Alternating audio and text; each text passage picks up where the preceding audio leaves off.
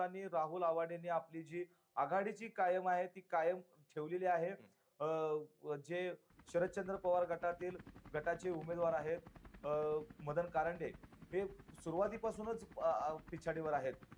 कुठेही लीड या ठिकाणी आपल्याला मदन कारंडे यांच्याकडे गेलेलं दिसत नाही आहे.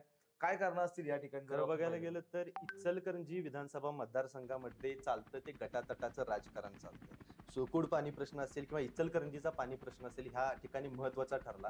पण पाणी प्रश्नांवरून आवाडेंना चांगल्या पद्धतीने ट्रोल झालं. पण मताच्या स्वरूपामध्ये जर का बघितलं तर आवाडे गट कुठंतरी चांगल्या पद्धतीनं मतदान घेण्यात सक्रिय ठरलेला आहे असं बघायला मिळते. आवाडेंनी विश्वास नागरिकांना दिलेला आहे की त्या पद्धतीचा जो विश्वास आहे तो मतांच्या स्वरूपामधून आपल्याला दिसून येत आहे. राहुल आवाडे आज बघायला गेलं तर 22,424 मतांनी आघाडीवरती दिसून येत आहे. नक्कीच ज्या वेळेला विधानसभेचं ढोल आणि मुद्द्याचं बोल या KK न्यूजच्या कार्यक्रमाच्या माध्यमातून आम्ही लोकांशी संवाद साधला अभिजित, त्यावेळेला असं दिसून